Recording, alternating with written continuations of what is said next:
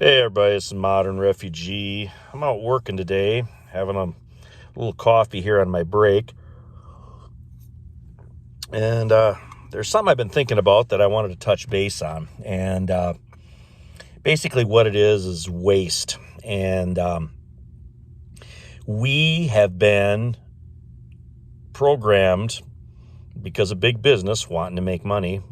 We've been programmed into this throw out society.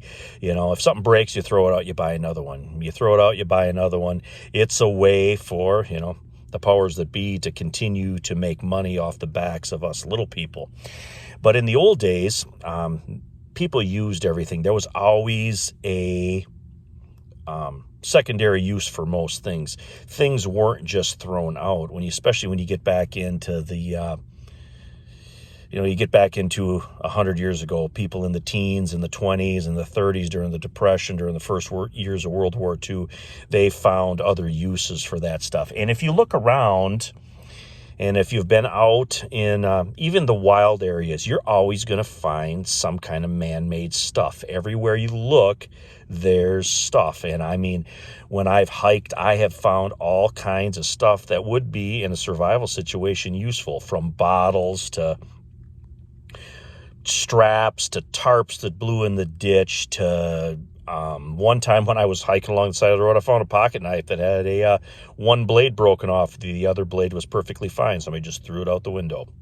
Just stuff like that. Heck, one time, in fact, this was just recently, me and my wife went on a hike. We were back in probably about 5 miles, and we found a broom, just a broom, hanging out back in the middle of nowhere. And it's just a perfect example of there's just stuff everywhere that could be useful to people, when things get bad.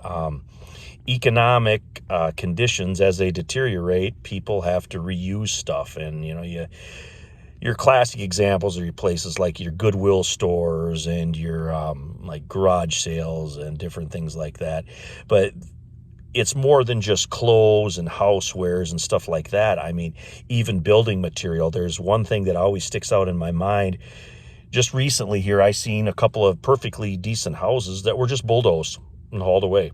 And I remember when I was a kid growing up, I seen several old farmers. They tore down a building that wasn't much good anymore, and they saved every little bit of building material off of those buildings. And they went and they either repaired something that needed to be repaired with that lumber and those pieces of that old building, to even build smaller, newer buildings with most of those materials. And in fact, I even helped build a couple of different buildings that were mostly salvaged and secondhand lumber.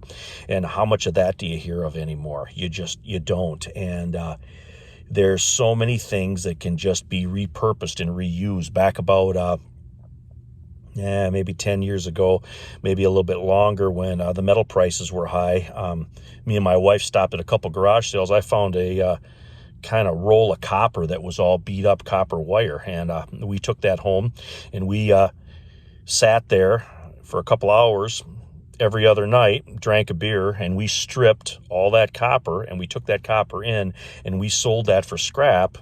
And that was actually the gas money for when we went on vacation that year when our kids were younger. It put a little extra money in our pocket, and it was basically something that somebody just wanted to get rid of. It was basically just, junk, garbage to them. And it's like that with anything. It's like that with fruit trees are another one. You drive around and you see people with a fruit tree somewhere, with an apple tree or a pear tree, and you see them just raking up the apples and stuff, or whatever that happens to be underneath the tree. To them, it's just a nuisance. But those are all things that have, if things are bad, have a valuable, they can be valuable to people if they kind of change their mindset and change the way that they look at things. And that's something that I just wanted to mention. If we could cut the waste out of our lives, think of how much money that we would save, as far as if we could reuse things multiple times. Just stuff like that can put money back in your pocket over the long run, and just make things make things better, in my opinion. But there was another thing. My last little story here, I'll tell you. We went on a hike back in this ravine. We were looking for some waterfalls. There were some waterfalls at the back of this ravine that were cut out of the sandstone that I was looking for. And we went back there, and there was a car.